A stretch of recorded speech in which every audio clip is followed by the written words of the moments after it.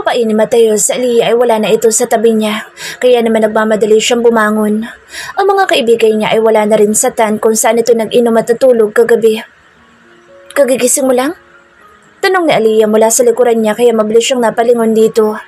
Nakasuot ito ng swimsuit na pinatungan lang nito ng manipis na t-shirt na hindi man lang umabot sa kalahati ng hita nito.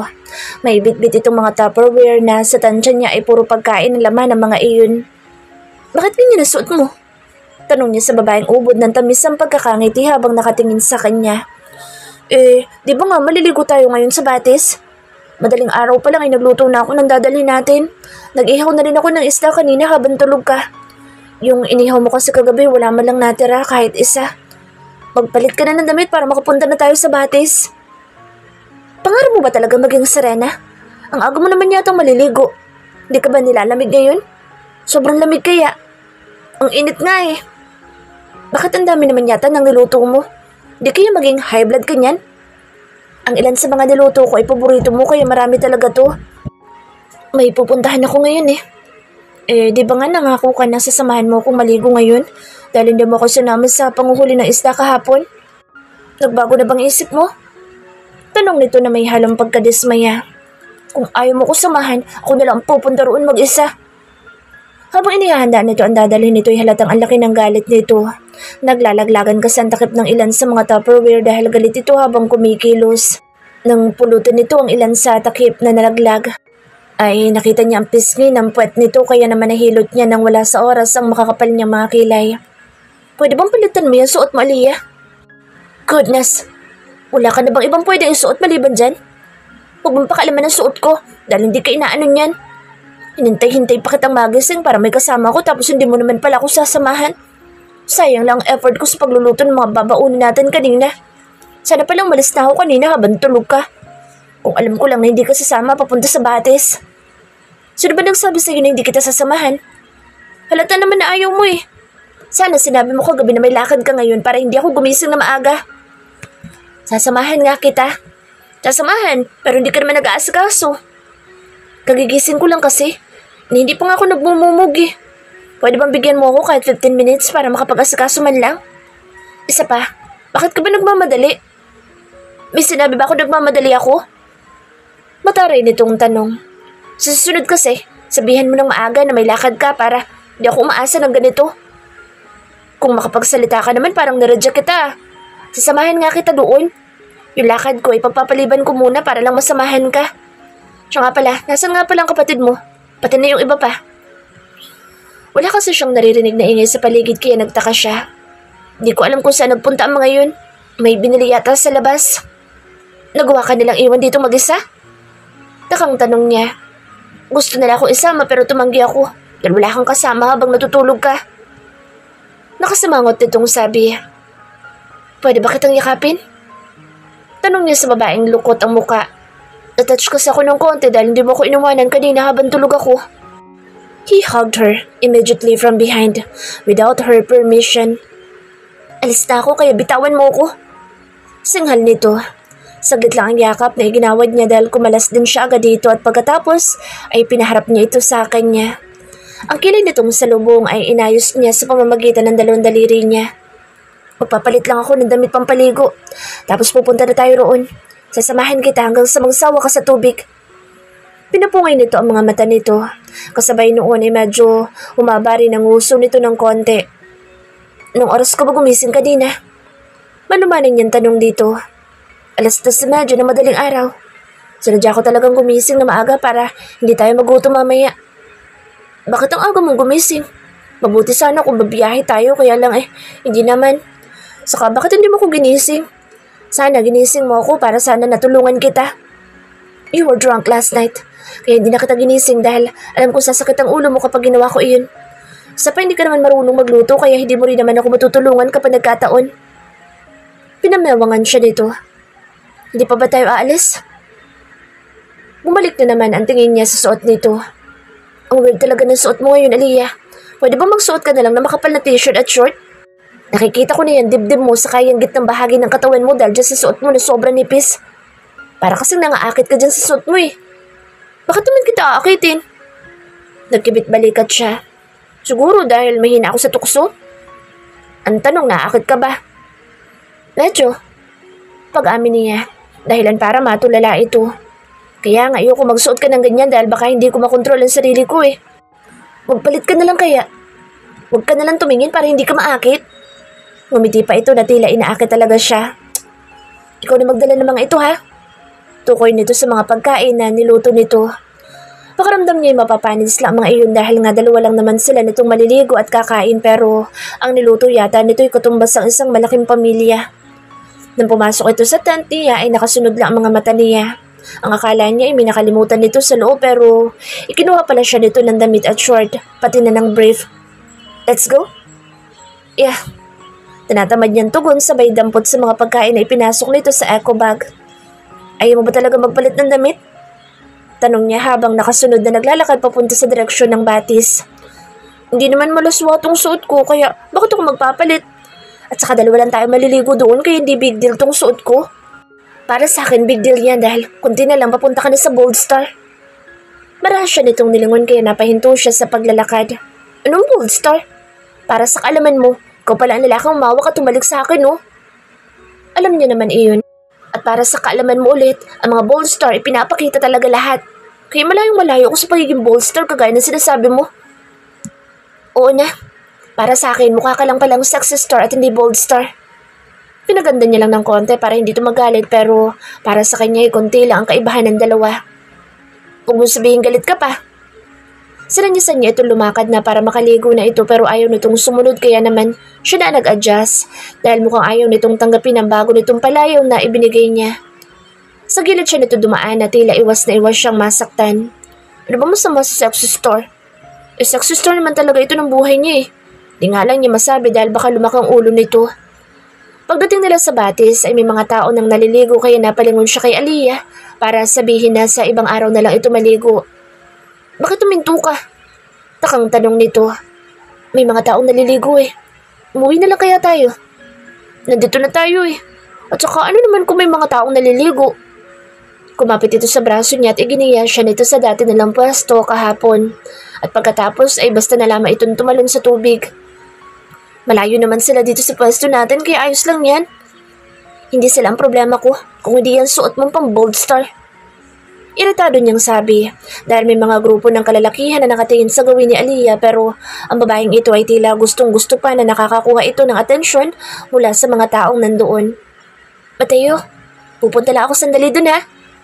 Paalam nito pagkuhan pero agad niya itong tinutulan. Dito ka lang maligo sa harap ko. Kukuha lang ako ng bulaklak banda roon. Pagpupumilit ito pero hindi niya talaga ito pinayagan. Bibilhan na lang kita ng bulaklak pag uwi natin. Hindi lang isa kung hindi 10 pa kung gusto mo. Sa kanang parte kasi ng batis ay may mga bulaklak na ligaw na mas lalo nagpapaganda ng lugar. Gusto man niya itong payagan ay hindi niya ginawa dahil mas maraming lalaki ang nandoon. Samahan mo na lang kaya ako. Huwag kang makulit. Sinamahan kita dahil ang sabi mo maliligo ka lang. Nakita mo nang ang daming lalaki doon tapos gusto mo pang pumunta. Hindi niya napigilan na pagtaasan ito ng boses. Bago siya nito tinalikuran ay napansin niya na parang may iyak ito kaya naman bago pa man ito tuluyang maiyak ay mabilis siyang lumusong sa tubig para lapitan nito. I'm sorry. Anya nang mahabol niya ito na halatang papunta na sa kabilang direksyon kung saan ayaw niya itong pumunta. Hindi ko sinasadyang pagtaasan ka ng boses. Ang kulit mo rin kasi minsan eh. May nakita kasi ako mga suso doon kahapon eh. Anong suso? Yung sinisip-sip kapag kinakain? Yung may shell ba?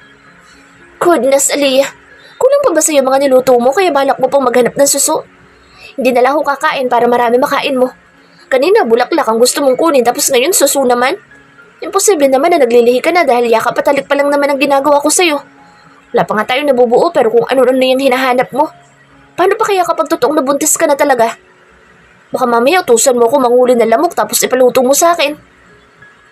Nakita niyang pinipigilan ito sa sarili na hindi bumungis-ngis.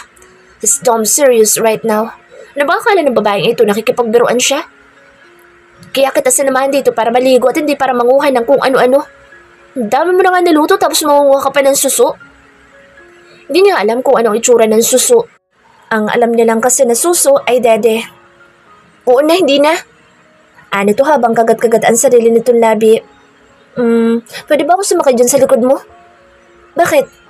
Wala naman. May binabalak ka, no? Wala, no? We're friends now, so I won't do anything that makes you hurt, Mateo. Tanim na niya ito na may pagdududa. Fine. I just wanted to hug you from behind to thank you for accompanying me. Here. Pag-amin nito. Is that all? Tumangutango ito. Tinupad ko lang ang pangako ko sa'yo kagabi dahil baka magtampo ka. Thanks, Mateo. Di ko makakalimutan ang araw na to dahil isa ito sa mga pinakamasayang araw sa buhay ko. Niyakap siya nito kaya ginantihan niya rin ito ng yakap. Mas maigpit nga lang yung sa kanya. Huwag ka masyadong lumayo para nakikita ko ang galaw mo. Bulong niya rito. Maya-maya pinakawalan niya na ito at hinila papunta sa bandang gilid ng batis. Dito lang ako sa gilid. Ilulubog, ililitaw ko na lang itong ulo ko dito. Kapag umalis na ang mga iyan, ipapayagan kitang kumuha ng kung ano-ano, kagaya ng mga sinabi mo kanina. Okay. Kung anong pwesto niya kahapon ay yun pa rin ang pwesto niya ngayon. Ang pagkakaiba lang ay nakahawak sa kamay niya si Aliyah, habang nakalubog ang buong katawan nito sa harapan niya. Mateo, hindi ka ba maliligo? Maliligo ako pero maya-maya pa. Nang makita niya nanginginig ito sa lamig ay sinabihan niya muna itong umahon subalit bago iyon ay kumuha muna siya ng tuwalya para ibalot kaagad ang katawan nito pag-ahon na pag-ahon nito. Nagutom akong bigla. Reklamo nito. Gusto mo kumain? Oo, sana. Sige, kumain ka muna. Inilatag niya muna ang picnic mat niya sa gilid ng batis at pagkatapos ay isa-isa niyang inilabas sa mga pagkain na pinaghirapan nitong lutuin. Iisang plato lang ang dinala ko kaya mag-share na lang tayo. Sabi nito, kakain ka na rin ba? Mauna ka na kumain para mabusog ka. Baka sakaling makalimutan nitong manghuli ng suso kapag nabusog na ito. This is good for 8 to 10 people kaya kahit kumain tayo ng paulit-ulit ay hindi agad mauubos sa mga ito. Umupo ito sa tabi niya habang punong-puno ang laman ng plato nito. Ikaw ang lalaki kaya ikaw humawak nitong plato. Hinawakan naman niya iyon kagaya ng sinabi nito. At habang hawak niya ang plato ay nag-umpisa ng itong kumain. Pagkatapos nitong sumubo ay siya naman ang sinubuan nito. Mamaya na lang ako kakain, Aliyah. Sabi niya pero hindi ito nakinig dahil panay pa rin ang subo nito sa kanya. Sabay na tayong kumain. Look at them. Kumakain sila ng sabay-sabay, hindi ba? Ayoko mainggit ka sa kanila kaya kumain ka na rin. Bakit naman ako mainggit sa kanila? Ang sweet kasi na iba sa kanila eh. Kahit mag-sex pa ang mga iyan, hindi ako mainggit dahil hindi ko ugali mainggit sa ibang tao, no? Shh! Baka marinig ka nila. Saway nito sa kanya sabay subo ng pagkarami-rami kaya naman ipinahawak niya muna rito ang plato na hawak niya dahil halos magbara na alalamunan niya kaya mabilis siyang kumuha ng tubig na maiinom. Mamaya na ako kakain dahil mamamatay ako na maaga sa ginagawa mo. Sabi niya pagkatapos niyang uminom ng tubig. Sorry. Paghingi nito ng paumanhin. Maliit na lang isusubo ko sa iyo para hindi ka na mabulunan. Trumet. Nagulat siya na biglang sumulpot si Kevin kaya tuluyan na siyang nabulunan. Mabuti na lang at inabutan kaagad siya ni Aliyah ng tubig. Kanina pa kami hanap ng hanap sa inyong dalawa. Yun pala nandito lang kayo. Bakit nagsusulo kayong dalawa ha? Bakit hindi nyo man lang kami niyaya? Mabuti pa kayo, dami yung pagkain samantalang kami wala pang laman kahit anong mga tiya namin. Sinaman niya ito ng tingin. Tapos ka na? Siguro naman pwede ka nang umuwi. Maliligo din kami no? Kala mo ha? Dinalaan pa siya nito na parang butiki. Di kayo makakapagsulo dahil papunta na rin dito ang iba pa natin kaibigan. Panira talaga ng moment ang lalaking ito kahit na kailan. Noong una ay panay ang ilag nito na akala mo ay sasaktan niya. Well, hindi niya yun gagawin dahil kaibigan niya ito. What the hell, dude? Is this how you treat your friend? Itinulak niya kasi ito ng malakas sa batis kaya basang-basa na ito ngayon. Nang akmang babasain siya dito ng tubig ay dumampot siya ng malaking bato kaya hindi na nito itinuloy ang pinaplano nito. Sa halip ay ngumiti na lang ito ng peke na para bang nag-iisip ito ng bagong plano. Manahimik ka na lang kung ayaw mong masaktan. Sabi niya rito. Ingi-ingi mo talaga palagi. Kasi naman sa'yo na torpe. Sasabihin ko sa kanya na nagising ka na lang na mahal mo na siya. Binato niya ito ng maliit na bato. Naghahanap lang ako ng tiyempo kaya huwag kang makaalam. Gusto mo? Ako na magsabi? Sasabihin ko na ba? Tanong nito habang labas ang ngalangalan nito. Ang sarap talagang bugbugin eh. Mabuti na lang hindi nakikinig si Aliyah dahil abala ito sa pagsubo ng pagkain. Subukan mo para mamatay ka na. Ang sabi nga nila, everything has a perfect timing at hindi iyon mangyayari kung makikialam ang walang hiya niyang kaibigan. Huwag mo nang patagalin pa para hindi ka maunahan ng iba. Bulong ni Kevin sa tabi niya habang nakatingin silang dalawa sa direksyon ni Aliyah. Hindi niya alam kung ano ang pinupulot ng babaeng iyon sa di kalayuan. Pinayagan niya na kasi ito sa gusto nitong gawin dahil wala na rin namang tao doon bukod sa kanilang tatlo. Ang tatlo daw kasi nilang kaibigan ay mamayang gabi pa maliligo dito sa Batis. Bakit mo namang problema ka? Ako nga relax lang eh. Tugon niya. Sa ngayon relax ka pa. Pero sa oras na may manligaw dyan, siguradong iiyak ka ng dugo. Nilisian niya ito. Sa tingin mo ba hayaan ko mangyari iyon? Lagi ako nasa tabi niya kaya imposibleng may manligaw dyan. Hindi mo hawak ang mga bagay-bagay kaya huwag kang pakakampante. Bakit? 24 hours mo ba siya binabantayan? Hindi naman, di ba? May punto ang kaibigan niya. Sarili mo intindihin mo, hindi yung buhay ko. Sabi niya. Sa tuwing mapapatingin siya sa plato ni Kevin ay animoy hindi nito nababawasan ang kinakain nito pero sunod-sunod naman ang pagsubo nito. Nang mahuli niya ito na pasimpleng kumukuha ulit ng ulam kahit puno pa ang plato nito, ay tinaasan niya ito ng kilay. Kagaya niyan, pag uwi mo mamaya, tawagan mo kaagad ang personal doctor mo tapos magpa-check up ka. Dahil baka hindi ka na magising bukas. Tumitig ito sa mukha niya habang punong-puno ang bibig nito. Lunukin mo muna yan, tapos uminom ka ng maraming tubig. Dude, ang sakit mo magsalita sa totoo lang. Gusto mo na ba talaga ako mawala sa buhay mo? Bakit ganyan ka? Dati naman close to close tayo pero ngayon parang ang laki na ng gap natin. Pagdadrama nito, pagkatapos nitong uminom ng maraming tubig. Porke magkaibigan na kayo ng crush mo, ay binabaliwala mo na lang si Imba na minsan din naman na naging bahagi ng buhay mo. Nakakatampo ka, dude. Lahat ng effort ko ibinuhos ko ng mga panahon na iyon para maging happy ka lang. Tapos ngayon parang wala lang sa'yo. Ang laki ng hirap sa'yo ni Imba kaya huwag kang ganyan. Manahimik ka nga, Kevin. Sa tingin mo ba, hindi ko alam na balak mo magpanggap na mangkukulam para lang makuha ang atensyon na mangkukulam mong secretary? Kung makapag-advise ka, kala mo expert ka pero sarili mong problema, hirap na hirap kang gawa ng paraan. Hindi siya sigurado sa sinabi niya pero base sa reaksyon nito ay mukhang totoo ang binalita sa kanila ni Mang Kadyo. Biglang nawala ang mapang-asar nitong ekspresyon na tila napalitan ng lungkot. Tama ako, di ba? Tapos nung nakaraang araw naman daw, nagpa-deliver ka ng isang truck na manika. Anong gagawin mo sa mga iyon? Tanga talagang pag-ibig, no? Kalain mo yun. Porke mangkukulam ang sekretary ko ay nagpanggap na din ako na marunong mangkulam. Kahit wala naman ako alam talaga. At heto pa, nagbayad pa ako ng mga tao para lang isabit yung mga manika sa kisame ng condo unit ko sa Quezon City. Lang niya, kapag dito ko kasi yung ginawa ay baka palayasin ako ng taong bayan. Napangiwi siya sa naging pahayag nito. See? Mas malala ka pala pero kung makaalam ka sa akin, akala mo expert kang walang hiya ka. Paano kung nagda-drugs ang babaeng nagugustuhan mo? Eh di magda-drugs ka rin. Sasabayan man trip niya. Siguro. Nalingaling niya itong hampasin ng takip ng Tupperware kaya lang mukhang malaki talaga ang pinagdadaanan nito kaya pinigilan niya ang sarili. Nang niya, ito namang puso ko, tatanga-tanga. Sinabi ko namang mangkukulam ang babaeng yun tapos umitibok pa rin siya. Sununtok-suntok pa nito ang sarili nitong dibdib na halatang nasasaktan talaga. Kaya nga sinabi ko sa'yo na tutulungan na kita magtapat para maging masaya ka na. Ako kasi mukhang malabo.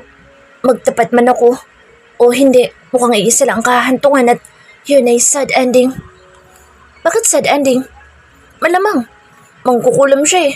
Kailan ba nagkaroon ng happy ending sa pagitan ng immortal at mortal? Tanga, tao rin namang iyon kaya may pag-asa ka pa.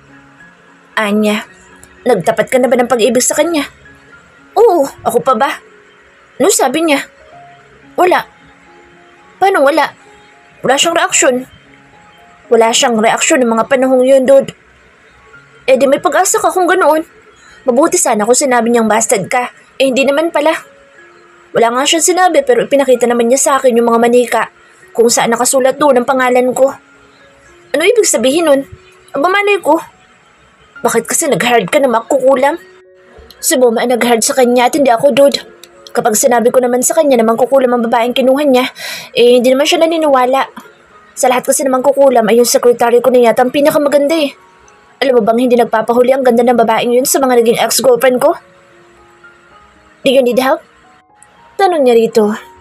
Maybe it's time to return the favor he did to him. At anong tulong naman ang gagawin mo?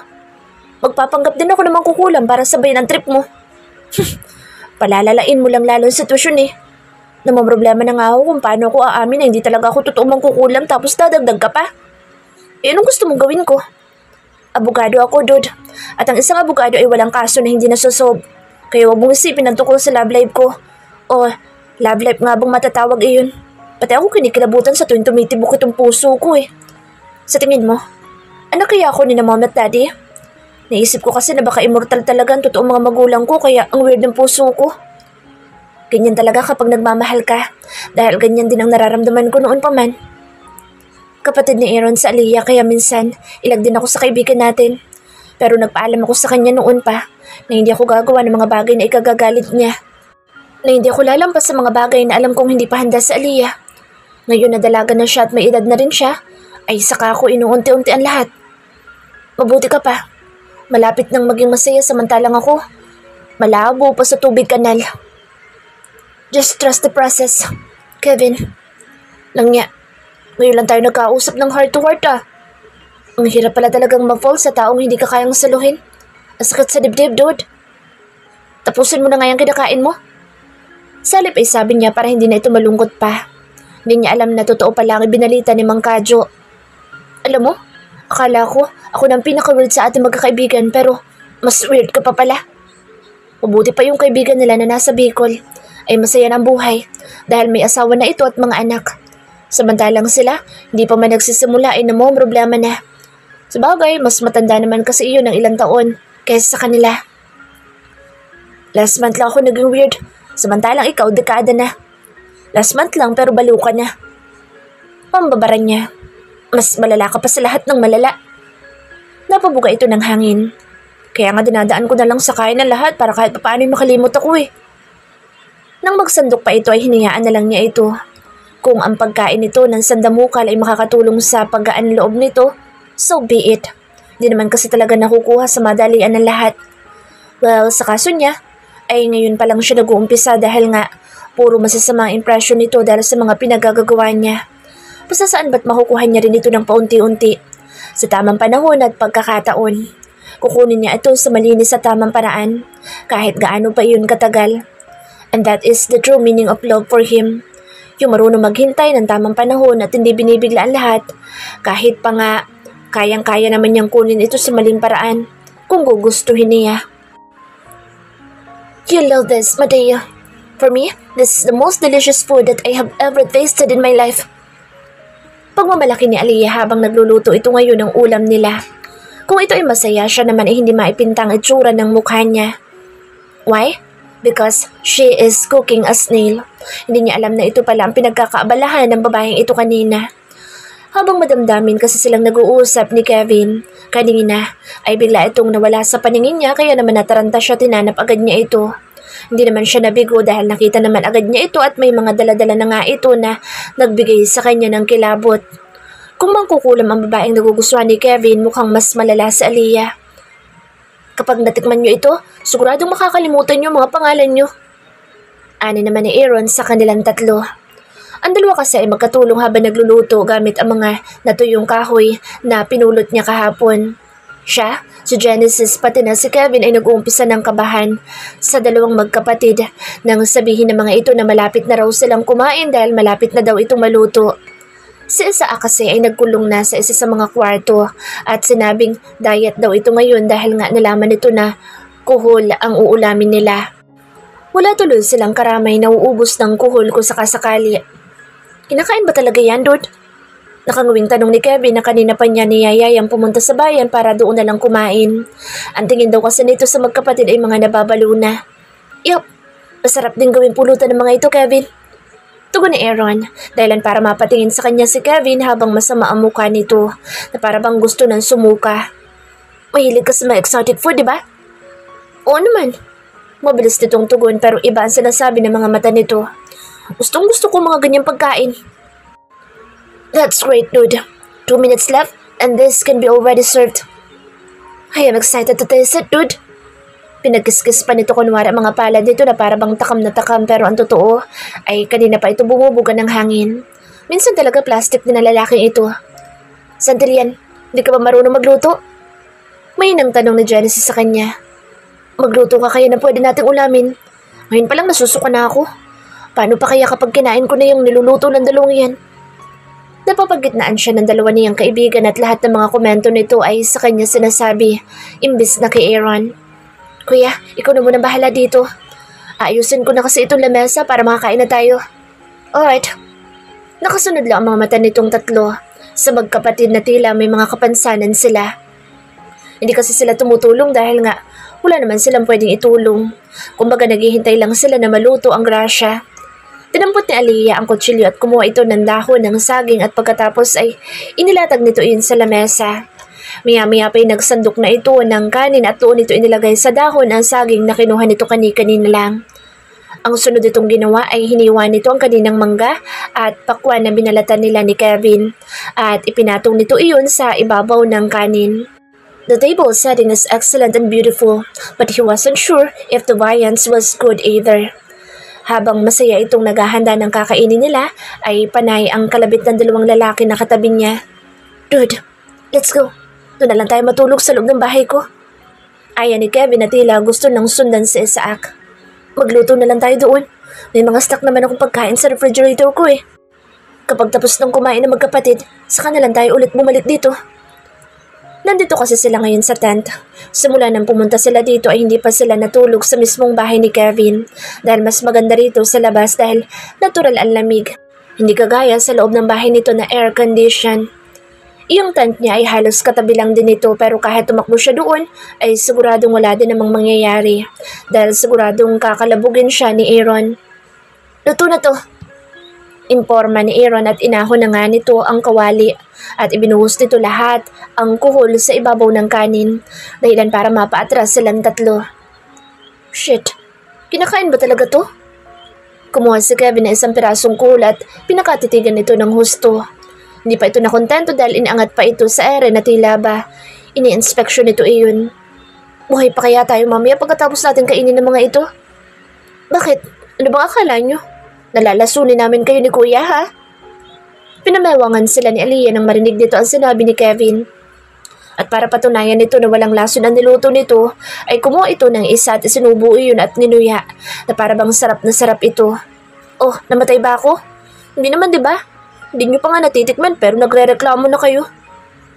Ako na nagsasabi sa inyo na masarap yan. Pagbibigay assurance ni Aaron sa kanila pero hindi pa rin sila naniniwala. May mga dilata pala ako sa bag ko. Sandali. Kukunin ko lang para marami tayong ulam ngayon. Nagmamadaling tumayo si Genesis at tinalughog ang bag nito na nakalagay sa isang tabi. Habang naghahalughog ito ay nakatingin ito sa kanilang dalawa ni Kevin na tila may gusto itong iparating. It looks like he wants to run away. May inang sabi ni Kevin habang nakatingin ito kay Genesis. Na naghahalungkat sa bag nito o kung may hinahalungkat nga ba talaga ito. Kakain na! Halika na dito para sabay-sabay na tayo, Genesis. Tawag dito ni Aaron na ikinapitlag nito. Pagbalik nito ay may dala na itong 5 dalata na iba-iba ang brand. Bakit kumuha ka pa niyan? Marami naman tong ulam na niluto namin. Baka nga hindi natin maubos ang mga to eh. Malakas kasing kumain niyang si Kevin, saka si Sandalian. Kaya baka magkulang yan, dude. Binuksan nito ang mga dalata at binuhos iyon sa gilid ng kanin kung saan walang kuhol na nakalagay. He felt relieved because of what Genesis did.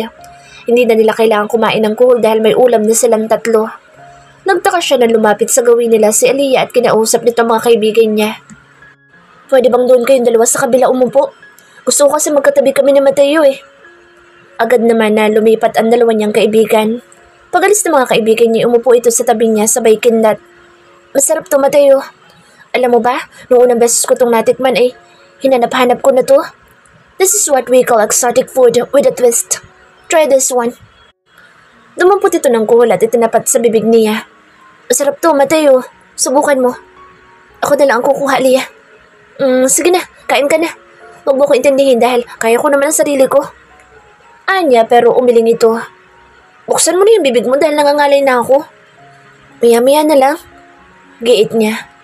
Kapag hindi mo ibinukay ang bibig mo, ay talaga magagalit na ako sa'yo. Napilitan siya ibuka ang bibig niya dahil sa sinabi nito. Anong lasa? Masarap, diba? Sabi ko sa'yo eh, masarap yan eh.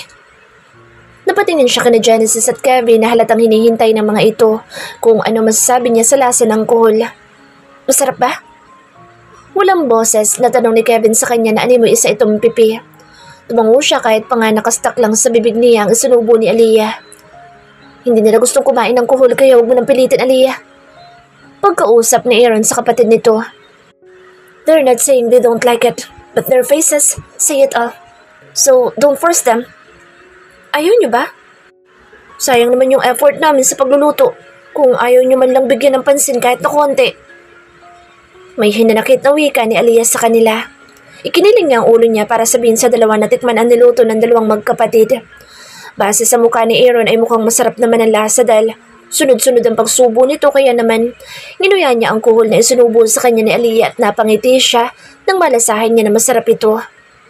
Masarap, komento niya.